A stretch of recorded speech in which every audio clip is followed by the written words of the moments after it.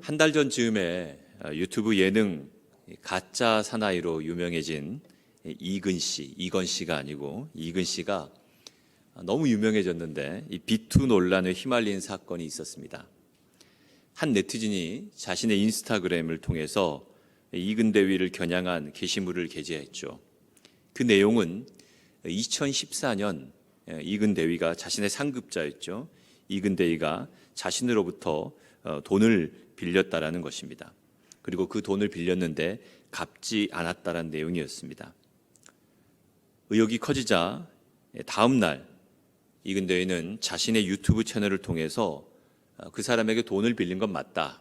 그래서 나는 100에서 150만 원 현금과 또 스카이다이빙 장비 및 교육 등으로 그 빚을 변제했다라고 해명을 했습니다. 그 이후에도 또 거기에 대한 반박하는 그런 내용도 있다가 결국에는 며칠 후에 두 사람 간 서로 화해하는 장면이 올라오기도 했습니다. 사건은 일단락된 것 같지만 저는 이런 의문들을 가져봅니다. 과연 이근 씨가 돈을 빌리는 과정이 공정한 것이었나? 군 복무 중에 특히 상급자가 하급자에게 수직적인 지위를 이용해 돈을 빌렸고 또 돈을 갚았다고는 하지만 거기에 대해서 채무자가 불편을 호소했다라는 부분들은 많은 생각들을 하게 되는 것이죠. 현대 사회를 살아가면서 우리는 이런저런 이유로 빚을 지며 살아갑니다. 이 가운데는 빚 지는 걸 싫어하는 사람도 있겠지만 그런데 또 빚을 지지 않고는 우리가 살 수 없는 세상이기도 합니다. 어떤 분들은 또 빚을 지는 게 능력이라고 표현하기도 하는데요. 여러분 한번 생각해 볼까요? 우리가 자동차를 사는데도 돈이 있어서 일시불로 그 자동차 구매 금액을 다 지불하면 좋지만 대다수의 사람들은 그렇게 구매하지 않습니다. 할부로 구매하죠. 지은 자매 역시 할부의 노예가 돼 있으시죠. 보통 3년 내지 5년 장기 할부 이런 것들을 통해서 차를 구매하는 것이죠. 나는 차와 상관이 없으니까 나는 빚을 지지 않는다. 여러분 아니죠. 여러분들이 스마트폰도 승탁영대처럼 돈을 모았다가 일시불로 사는 사람도 있겠지만 대부분 여러분들은 아마 24개월 내지 12개월의 할부로 스마트폰을 살 것입니다. 또 대학에서 공부하기 위해서 집안 형편이 넉넉해서 집안에서 여러분들에게 등록금을 지원하는 경우도 있지만 대부분의 청년들은 아마 학자금 대출을 통해서 대학을 다니는 그런 청년들도 있을 것입니다. 저도 그랬습니다. 대학 시절에 학자금 대출을 받았고요. 또 대학원도 제가 가장인데 가장으로서 제 역할을 하지 못하다 보니까 때때로 공부하는데도 여러분 대학원 과정도 이 정부에서 다 빌려주는 것들이 있더라고요. 생활비도 빌려주고. 그러니 저도 제법 학자금 대출을 쥐고 있는 그런 상황이기도 합니다. 또 여기 이제 결혼을 하신 분도 있고 결혼을 앞두고 있는 분들도 있는데요. 결혼을 하면 주거를 마련해야 되는데 여러분 우리가 다 금수저 은수저로 태어나서 집안으로부터 모든 주거에 제공이 되면 참 좋겠지만 대부분 여기 앉아 있는 분들은 그렇지 않습니다. 그러다 보니까 결혼하기 위해서는 전세자금 대출이나 신혼부부 대출을 받아서 집을 준비해야만 합니다. 빚 없이 사는 것이 쉽지 않은 세상이죠. 그런데 바울은 오늘 말씀에 보면 어떤 이유 때문인지 로마에 있는 성도들에게 사랑의 빚 외에는 아무에게든지 아무 빚도 지지 말라고 말합니다. 성경을 문자적으로 읽어보면 성경은 우리에게 세상을 살아가면서 빚을 지지 말라고 명령하는구나 라고 생각하기 쉽지만 그건 여러분 잘못된 해석이 될 수 있습니다. 늘 제가 여러분들에게 말씀드리는 부분들은 성경을 문자적으로 해석하지 말라는 것이죠. 성경을 그 맥락 속에서 그 의미를 통해서 들여다봐야 되는 것이지 문자적으로 보면 여러분 잘못된 신앙을 가지기 쉽다라는 것입니다. 여기서 바울이 로마에 있는 성도들에게 사랑의 빚 외에는 아무 빚도 지지 말라라고 표현했던 이 부분들은 사실 여러분 빚져서는 안 됩니다. 빚지고 살아가는 것 바로 그것은 하나님의 뜻에 어긋나는 것입니다. 이것을 말하는 것이 아니에요. 현대 사회를 살아가기 위해서는 여러분 여러 가지 방면에서 여러분 사실은 어느 정도의 빚을 지고 살아가는 것 그것이 우리의 삶일 수 있겠습니다. 특히 요즘같이 여러분 저금리 사회에는 뭐 0%, 1%, 2%라고 하면 그 정도의 빚이라면 과거 여러분 빚이 뭐 이자가 17%, 20% 갔던 적도 있으니까 그것과 비교한다라면 뭐 그렇게 크게 느껴지지 않으니까 여러분 빚을 지는 부분들에 대해서는 지금은 현대인들이 그렇게 꺼리지 않는 것이 현실이기도 합니다. 그럼 여기서 바울이 말한 빚을 지지 말라라는 것은 도대체 어떤 의미일까요? 우리는 지난 몇 개월간 로마서를 중심으로 사도 바울이 전한 복음의 메시지를 들어왔습니다. 전통적으로 로마서를 해석할 때 로마서의 핵심 부분은 1장 혹은 8장, 앞부분 1장부터 8장 안에 있는 내용들을 두고 있습니다. 그리고 특히 종교개혁자들이 발견한 이신칭의의 교리, 믿음으로 의롭게 된다라는 교리, 그 부분들을 강조하면서 바울이 전한 핵심적인 개념, 하나님의 의에 대한 그런 관련된 개념들을 대단히 중요히 여기죠. 사실 여러분 맞습니다. 1장부터 8장까지에 있는 그 핵심을 관통하는 이야기는 하나님의 의입니다. 그런데 여러분, 우리 남부교회 청년들은 잘 알죠. 하나님의 의는 로마서 1장부터 8장만을 관통하지 않아요. 9장부터 11장도 해당되고요. 또 지난번 우리가 12장의 설교도 들었기 때문에 12장에 있는 거룩한 삶에 합당한 예배에 대한 부분이기도 하고요. 조금 더 여러분 성경을 공부하신 분들은 성경 전체가 창세기 1장부터 요한계시록 22장까지 성경 전체 내용들이 하나님의 의로 압축되는구나, 하나님의 의를 말하는구나라는 것을 여러분들이 알 수 있을 거예요. 그래서 예수님께서도 우리에게 그렇게 말씀하셨어요. 먼저 그 나라와 그의 의를 구하라. 여러분, 우리 삶에 필요한 것들이 참 많이 있는데 우리에게 가장 중요한 것이 무엇이냐면 하나님 나라와 의를 구하며 살아가는 삶. 그리고 그렇게 하나님 나라와 의를 구하며 살아가다 보면 하나님께서 우리에게 의를 덧입혀 주셔요. 그럴 때 비로소 우리가 의인으로서 살아가게 된다라는 것이죠. 그런데 여러분, 저는 금방 여러분들에게 이 로마서에 관련된 말씀을 계속해서 몇 달간 전하면서 제 표현에 의하면 로마서 설교 시즌 1입니다.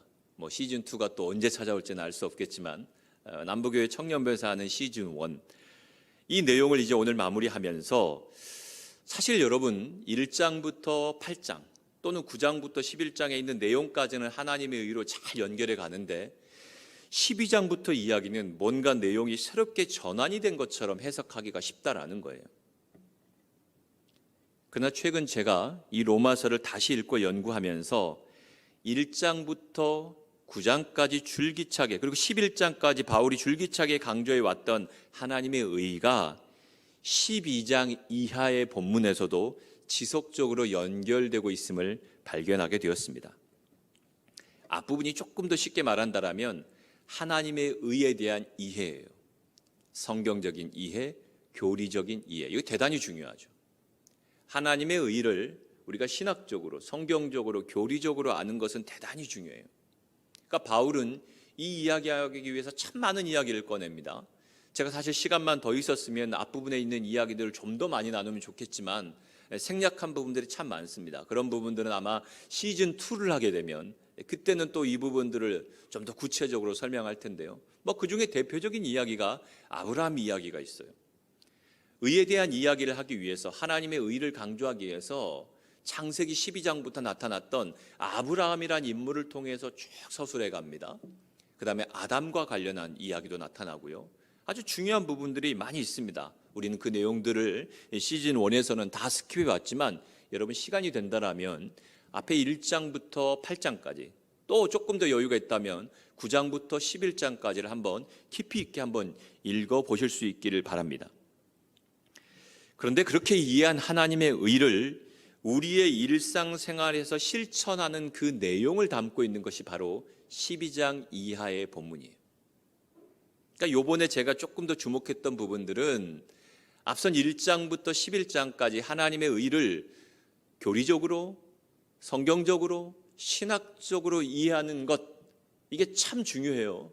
그런데 여러분 그것이 뭐랑 연결되어야 된다는 거예요?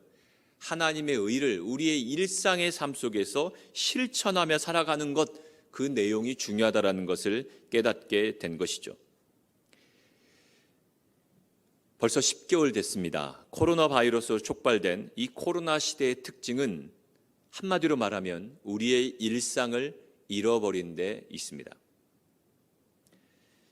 그러나 저는 지금 우리가 다시 그 일상으로 찾아간다라는 것, 일상으로 돌아간다라는 것이 참 어려운 일 아니겠습니까?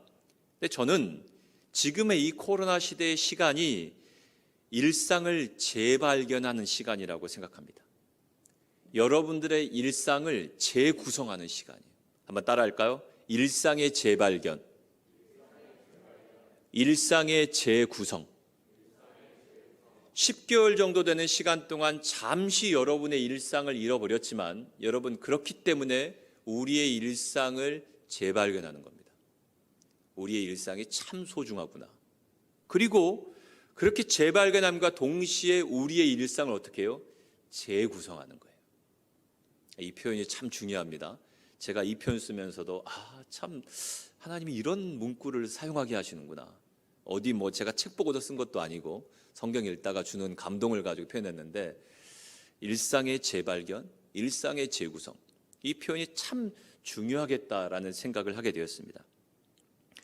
예배를 열심히 드리면서, 교회에서 열심히 봉사하면서, 또 여러 훈련들을 잘 참여하면서 정성을 다하는 신앙, 여러 다양한 교육과 훈련을 통해서 교리적으로 완벽히 무장되어서 마치 우리가 의인인 것처럼 착각하며 살아왔는데, 그런데 그동안 우리가 쌓아왔던 신앙의 어느 한 축이 허물어져 버리는 것이죠. 그것이 허물어지니까 마치 모든 것이 허물어지는 것처럼 위기를 느끼게 되는 겁니다. 한번 생각해 보십시오. 교회 안에 많은 기능 중에 코로나로 인해서, 사회적 거리두기로 인해서 잠깐 모임의 기능이 축소되었죠. 근데 저는 그런 생각도 했습니다. 참 우리 시대가 좋아요. 인터넷, 온라인, 스트리밍 서비스, 줌, 이런 것들이 다 준비되어서, 물론 대면하는 것만큼의 우리가 그런 어떤 기대할 수 있는 부분들이 약해지겠지만, 그래도 이런 다양한 기술의 발달들을 통해서 비록 대면만큼은 아니지만 비대면을 통해서도 컨택트할 수 있는, 언택트를 통해서도 컨택트할 수 있는 시대에 살고 있다. 그러니까 사실 교회의 기능이 사라진 게 아니에요. 그냥 어느 한 부분이, 어느 한 기능이 잠시 중단되었는데 마치 교회가 지금 전체가 허물어지는 것처럼 느껴지고 있는 것이죠. 오늘이 11월 둘째 주입니다. 저는 조심스럽게 지금의 상황을 이렇게 분석해 봅니다. 여러분들은 이제 잘 알 거예요. 코로나 시대 10개월 전부터 지금까지 메시지를 통해서 쭉 얘기하니까 누구보다도 빠르게 분석한다라는 것을 잘 알 거예요. 제가 이 말을 꺼내는 것은 이제 우리가 코로나 시대의 반환점을 돌았다, 후반전이 시작됐다라는 것을 여러분들에게 말씀을 드립니다. 그러니까 사람들이 제법 이것에 적응해 가고, 물론 현실적인 어려움들이 여전히 존재하고 있습니다. 많은 기능들이 축소되고 우리의 삶이 제약되고 있지만, 그래도 또 그 가운데서도 새로운 삶의 돌파구를 마련하는 모습이 여기저기서 나타나고 있습니다. 우리 청년들도 그렇죠. 10개월 가까이 되는 기능 동안 많은 것들이 축소되었지만, 또 이런 상황들 속에서 신앙 공동체로서 도모할 수 있는 여러 가지 시도들을 하는 거예요. 여러분들이 해왔던 우리의 일상을 소개하는 브이로그, 몇 달 동안 우리가 또 그렇게 캠페인으로 하지 않았습니까? 원래 수련회를 준비하기 위해서 준비했던 그런 프로그램이었는데, 수련회가 그때 2차 확산을 통해서 연기되면서 잠깐 하려고 했던 그것을 몇 달 동안 지속했어요. 몇 명에 한정되었던 브이로그를 적어도 우리 공동체에서 한 3분의 1 정도, 출석하는 사람들의 한 3분의 1 정도를 하게 되었어요. 여러분들은 어떻게 느꼈는지 몰랐지만 저는 여러분들이 보여주는 브이로그에 엄청난 감명을 받고 공감을 얻었습니다. 그리고 깨닫게 된 게 있어요. 제가 온라인, 언택트를 이 기술적인 부분들을 하나의 보조적인 수단으로 생각했는데 그게 아니더라는 거예요. 저와 같은 40대를 살아가는 사람들은, 물론 저는 상당히 얼리 어답터로서 스마트폰을 잘 쓴다고 하지만 그러나 저도 역시 보조적입니다. 여기 2000년대생들은 아마 거의 스마트폰을 여러분 아마 초등학교나 더 어린 시절부터 사용했던 사람들일 겁니다. 흔히 말하는 디지털 네이티브들이죠. 제가 사실 스마트폰 쓴 거는 얼마 안 돼요.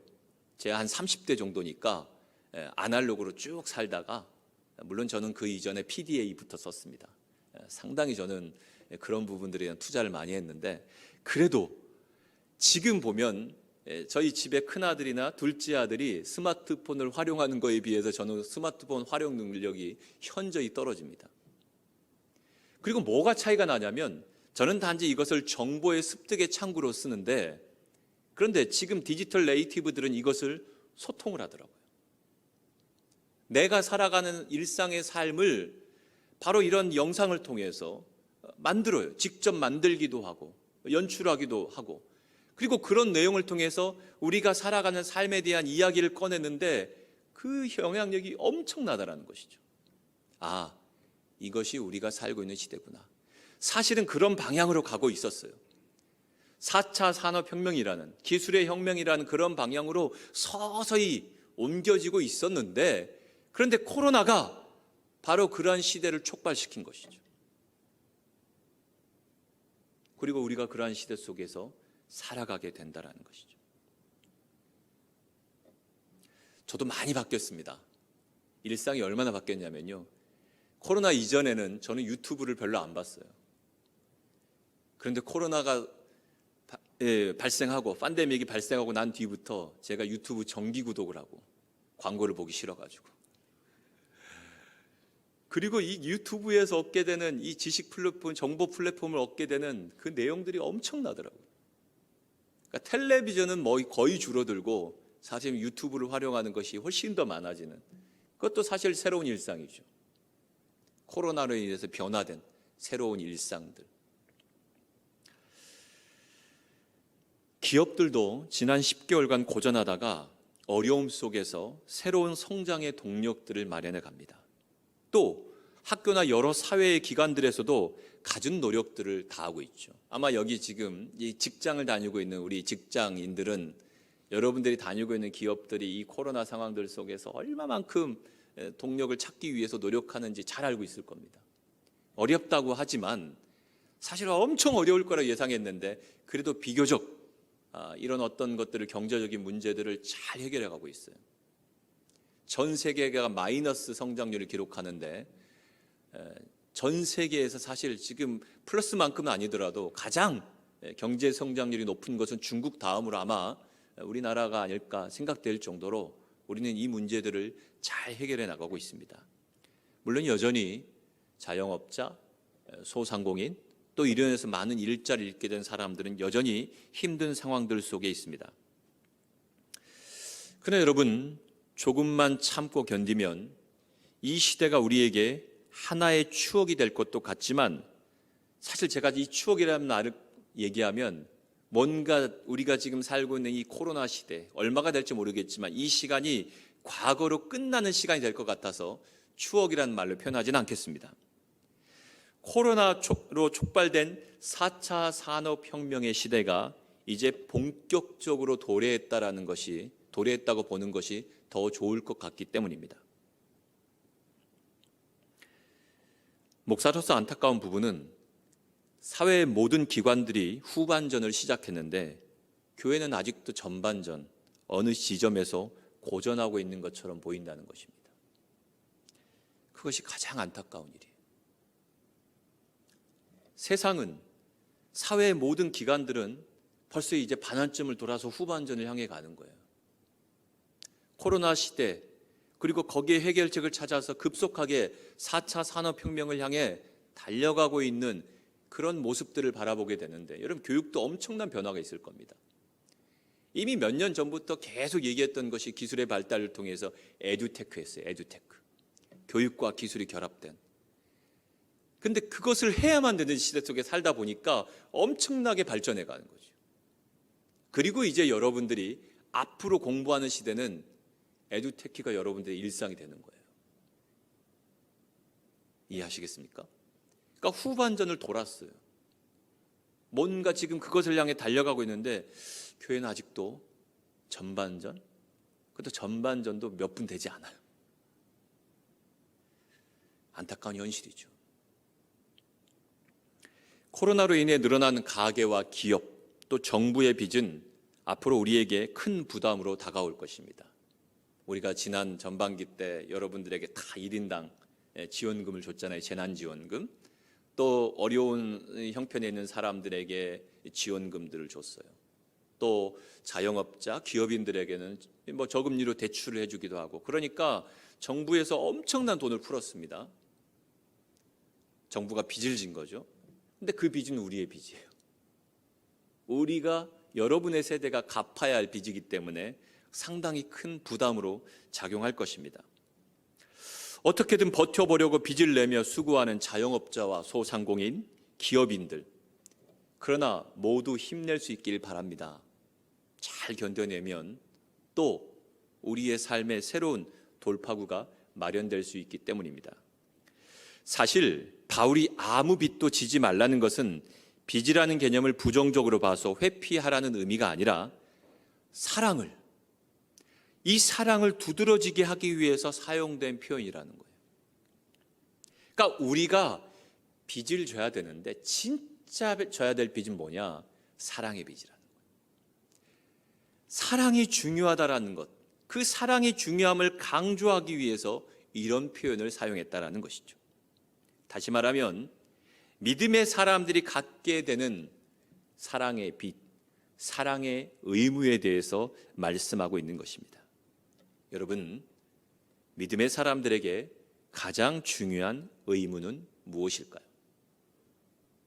우리 크리스찬들에게, 하나님의 자녀들에게, 바로 코로나 시대를 살아가는 지금 우리들에게 가장 중요한 의무는 무엇일까요? 이게 여러분 각자에게 질문을 던져보십시오.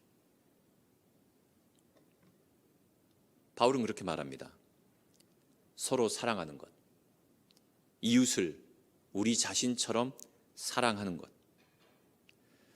저는 이번 로마서 설교 시즌 1을 이렇게 마무리해 보고 싶습니다.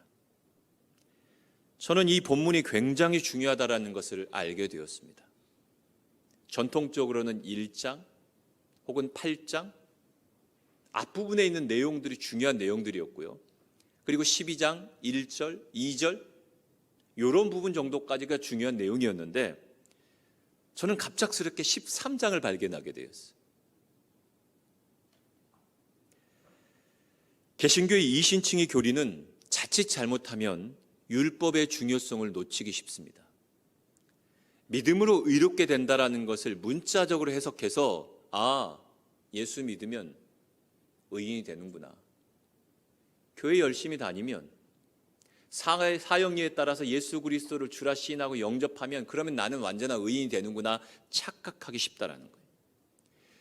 그러니 하나님 말씀 속에 있는 그 계명, 토라, 율법, 그것을 압축한 10계명의 말씀을 어김에도 불구하고 괜찮지, 우리가 예수 믿는 사람이니까, 우리가 열심히 예배 드리고 있으니까, 교회에서 충성을 다해 봉사하고 있으니까 괜찮지라는 착각할 수 있다는 거예요. 흔히 우리가 받게 되는 유혹이 무엇입니까? 율법 없는 복음이죠. 이것은 우리의 신앙을 반쪽짜리로, 값싼 신앙으로 전락시키고 맙니다. 구약이 없는 신약은 있을 수 없어요. 율법이 없는 복음은 있을 수 없어요. 그렇다고 우리가 율법에 매여서 되는 것은 아니지만, 그러나 율법 없이 복음? 여러분이 성경은 그것에 대해서 말하지 않는다라는 거예요. 바울은 우리 일상생활에서 나타나는 하나님의 의를 율법과 연결시켜서 말해요. 하나님의 의가 우리의 삶에 어떻게 나타나요? 하나님의 계명을 지키는 거예요. 살인하지 말라, 간음하지 말라, 도적질하지 말라, 내 이웃의 것을 탐내지 말라, 내 이웃에 대해서 거짓 증거하지 말라. 특히 이웃사랑과 관련된 그 내용들과 연결시켜서 볼 수 있는 것이죠. 그리고 그 내용들을 한 단어로 요약해 버립니다. 그게 뭘까요? 아가페요. 아가페, 사랑. 그 사랑의 실천이 율법의 완성이라는 점을 강조하고 있는 것이죠. 율법을 지키는 길은 사랑을 실천하는 것입니다. 우리의 이웃을 우리 자신과 같이 사랑하는 데 있다는 것입니다. 오직 사랑만이 율법을 성취하고 완성합니다. 사랑은 이웃에게 결코 악을 행하지 않는 것이며 무례히 행치 않는 것입니다. 우리가 하나님 앞에 드리는 예배도 중요하지만 우리 이웃의 건강을 위해서, 우리 이웃의 안전을 위해서 이렇게 사회적 거리두기를 하고 여러 가지 간격을 두고 또 때로는 확산이 심해졌을 때는 우리가 모임을 제한하고 교회가 그렇게 행동하는 데는 분명한 이유가 있는 것입니다. 이웃에게 악을 행하지 않기 위해서요. 사랑은 이웃을 진실하게 대하는 것입니다.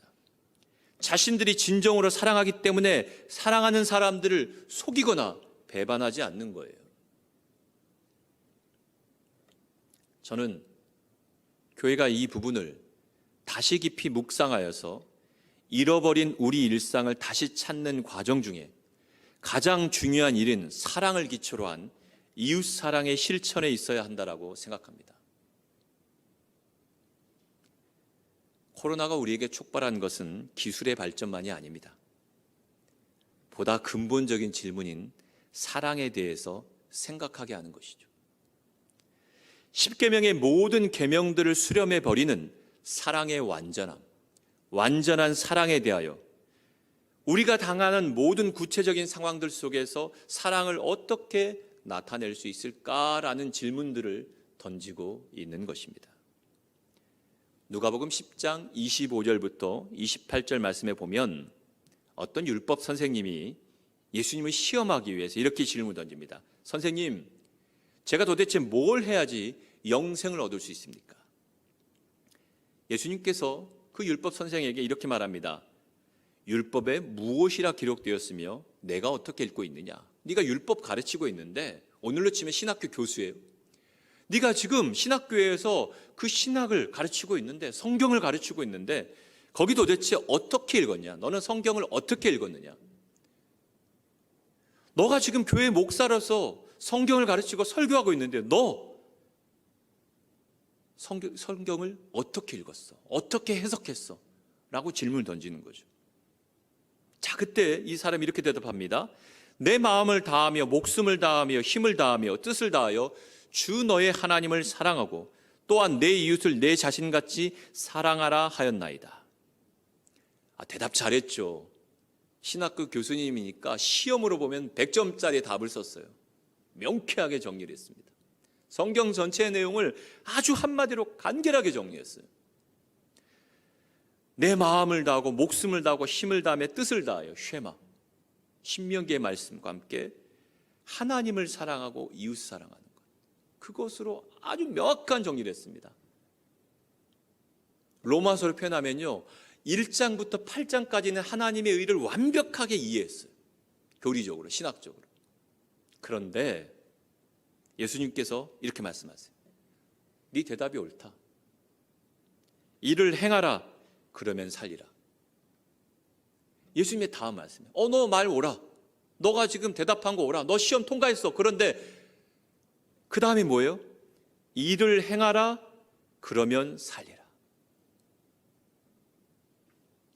1장부터 8장까지 하나님의 의는 완벽하게 교리적으로 이해해도 제자 훈련을 통해서 교육을 통해서 완벽하게 공부를 했는데 12장부터 펼쳐지는 하나님의 의를 우리 일상에 담아내는 것에 있어서는 안 되는 거죠. 네가 사는 건, 네 대답은 오라. 네가 사는 건 사랑을 행하는 거야. 네가 이해하는 대로 행하는 거야. 그리고 나서 이야기하는 게 뭐예요?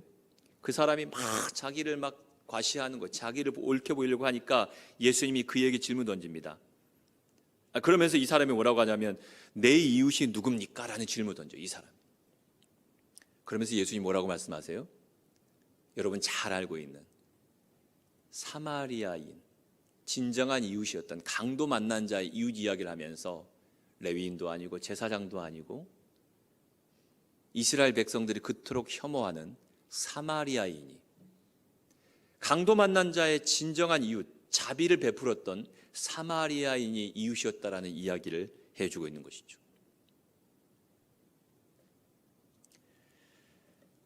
제 짧은 목회 여정 중에 저를 광야로 들어서게 했던 사건이 있습니다. 그것은 2014년 일어났던 세월호 사건이었습니다. 제가 열심히 교회 안에서, 교회라는 제도권 안에서 전임 사역을 하고 목회를 하다가 이 세월호 사건은 저에게 엄청난 충격이었고 많은 질문들을 던지게 했습니다. 그리고 그때 제가 던졌던 질문과 본문이 바로 이 말씀이었어요. 누가 나의 이웃인가? 그 이웃을 사랑하고 있는가? 그리고 이 광야 훈련에 저는 이제 막바지에 왔다라고 생각해요. 모르겠습니다. 이게 하나님의 뜻에는 어떤지 모르겠지만 제 나름대로 깨닫는 바에 의하면 광야를 탈출하는, 저는 그 사건이 근본 코로나 사건이었습니다. 그리고 그 말씀과 그 질문은 여전히 동일합니다. 내 이웃이 누구인가? 그 이웃을 사랑하고 있는가? 시대 상황에 대한 이해, 공부를 하면서 인문학과 사회과학을 공부하면서 일반적인 목사들과는 다른 관점과 조금 더 폭넓은 관점에서 이런 상황들을 이해할 수 있었고요. 아마 그런 메시지들이 지난 10개월 동안 여러분들이 어떻게 보면 지겨울 수도 있겠지만 그런 내용들을 여러분들에게 계속해서 말씀을 드려왔습니다. 그 질문은 이것입니다. 믿음으로 말미암아 산다라는 것은 사랑을 행하며 산다는 것이다. 이웃을 사랑하며 사는 것이다. 하나님의 의, 그 의가 나타나는 삶은 하나님의 선하시고 기뻐하시고 온전하신 뜻이 무엇인지 분별하여 드리는 거룩한 삶에 합당한 예배, 우리의 일상에 하나님의 의를 담아내는 예배, 바로 그것이라는 것을 깨닫게 해주셨어요. 그 은혜를 여러분들에게 나눕니다. 그런데 오늘 메시지는 우리 진규 형제가 썸네일도 좀 잘 달고 잘 표현해서 주변의 사람들에게, 또 이런 궁금증을 가진 사람들에게 공유해도 좋습니다. 왜냐하면 저작권도 걸리지 않고 하나님이 저에게 주신 감동과 묵상을 따라서 전하는 것이니까. 그리고 이 메시지에 대한 성령께서 주신 분명한 확신들을 가지고 있어서 여러분들이 주변의 사람들에게도 공유하면 좋겠습니다. 아마 이런 부분들에 대한 갈증들, 그 해석에 대한 목마름들이 있는 사람들이 많지 않을까라는 생각을 하게 되고요. 그리고 그런 상황들 속에서 하나님께서 분명히 이 세대의 일상을 하나님의 의로 채워가는 의인의 세대들을 일으켜 주실 것이라고 확신하기 때문에 그렇습니다. 남북의 청년 여러분, 이웃을 사랑하며 사십시오. 믿음으로 산다는 것은 다른 것이 아니에요. 이웃을 사랑하는 삶으로 사는 거예요. 우리가 드려야 되는 진정한 예배, 하나님께 드려야 되는 영과 진리의 영적인 예배, 그 예배는 다른 데 있지 않아요. 하나님의 선하시고 기뻐하시고 온전하신 뜻이 무엇인지 분별하면서 우리의 일상에 하나님의 의를 담아내는 것인데, 그것은 이웃을 사랑하는 것으로 나타난다라는 거예요. 2014년부터 지금까지 저는 토라 율법, 역사서, 예언서, 또 지난 봄에는 성문서들, 시편, 지혜서들, 신약에 있는 복음서, 사도행전, 최근에 로마서, 요한계시록 말씀들을 읽어가면서 계속적으로 하나님이 저에게 던지셨던 질문들이 그거였어요. 우리가 예기치 않은 이 시대와 이 상황들을 만나면서 하나님이 저에게 주셨던 근원적인 질문은 그것이었습니다. 복음이 무엇일까요? 지금 우리가 들어야 될 복음은 무엇일까요? 믿음으로 산다라는 것은 도대체 무엇일까요? 얼마나 여러분들이 공감할지는 잘 모르겠습니다. 그러나 20대, 30대 여기 앉아 있는 여러분들의 세대, 이 메시지가 여러분들로 하여금 하나님의 의를 우리의 삶의 일상에 담아내며 살아가는, 진정한 믿음으로 살아가는, 예수님께서 그 율법 선생님이 말씀했잖아요. 네가 아무리 잘 이해해도 뭐 엄청난 해석을 잘하고 신학적으로 완벽하게 해석한 것 같아도 이를 행하라, 그러면 살리라. 네가 아는 것으로 사는 게 아니라 이웃을 사랑하는 삶, 그것을 행하는 것으로 살리라. 열심히 교회 다니고 열심히 봉사하면서도 그저 나 혼자, 내 욕망, 내가 즐기는 것들을 위해서는 아낌없이 쓰면서도 우리 공동체에서 나그네 후원금엔 단 1원도 후원할 수 없는 사람들도 있어요. 관심조차 없죠. 좋은 스마트폰 사고, 할부로 사고, 좋은 것들은 막 사면서도 이웃 사랑하는 것에 대해서는 마음에 전혀 움직임들이 일어나지 않는 사람들조차 있습니다. 그러면 사는 게 아니에요. 하나님의 백성은 그렇게 해서는 못 살아요. 믿음으로 사는 것은 청년 시절에 좋은 거 사야죠. 플렉스 해야죠. 여러분 알바해서, 여러분 어떤 것들을 통해서 여러분들이 즐기고 싶은 걸 즐겨야죠.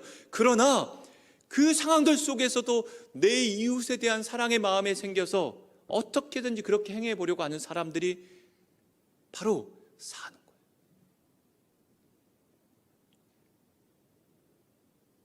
다시금 우리는 제자리를 찾아갈 거예요. 새로운 일상의 모든 것들이 여러분 우리의 삶을 조금씩 새롭게 만들어 갈 겁니다. 그런데 여러분 이것으로부터 깨어지지 않는다라면, 이 복음으로부터 여러분들이 자유를 경험하지 못한다라면, 여러분 이 이후에 또 다른 코로나21, 코로나22가 여러분들에게 찾아오고, 뭐 기후의 재앙이 찾아오고, 예기치 않은 새로운 어떤 시대가 여러분들에게 또 두려움을 가져다 줄 때 여러분들은 또 허물어질 겁니다. 그러나 이 근원적인 질문들에 대한 고민들을 하고, 내가 사는 것은 여기에 있구나. 내가 열심히 공부하고 직업을 가지고 땀을 흘려서 돈을 벌고 그 모든 의미는 여기에 있구나. 가난한 사람들을 위해서, 내 이웃을 사랑하는 그 일들을 위해서 내가 사는구나. 사랑하는 청년 여러분, 저의 이 해석과 저의 이 적용이 여러분들에게 울림이 되기를 소망합니다. 이 메시지를 우리 영상을 통해 듣고 있는 성도 여러분들에게, 청년 여러분들에게 깊은 울림이 되고 공명이 될 수 있기를 바랍니다. 기도하겠습니다. 코로나 시대 살아가는 우리들 가운데 말씀하여 주시는 주님, 사랑 외에는 아무 빛도 지지 말라는 주님의 명령 앞에서 사랑이 얼마만큼 중요한 것인지, 이웃을 사랑하는 것이 얼마만큼 중요한 것인지를 깨닫게 해주시니 감사드립니다. 하나님, 사랑하는 우리 남부교회 청년들에게 말씀하여 주시고 힘을 얻게 하여 주시고, 이 어려움의 시대 속에 주님이 주신 복음을 통하여 새롭게 일어서는 우리 모두가 되게 하여 주옵소서. 예수 그리스도 이름으로 기도합나이다. 아멘.